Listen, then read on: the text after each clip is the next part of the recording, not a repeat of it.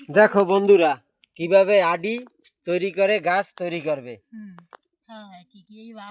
এই আমরা আডি বা একটা বান্ডে এই ভিজেনকে দেখেন, এই ভিজাইছে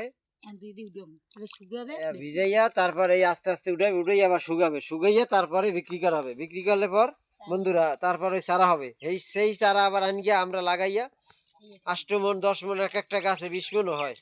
এইভাবে 25,000 কি 5,000 টাকা হয়েছিল শেষকালে, যেকালে আমরা ছেলে না। এখন যদি আমরা পাওয়া যায় 6,000 টাকা মন আছে।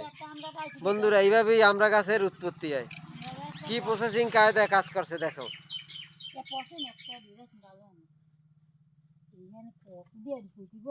কি সুন্দর কায়দা, ভিজাইয়া রাখছে, তারপর আস্তে আস্তে বাড়ি করতে আছে।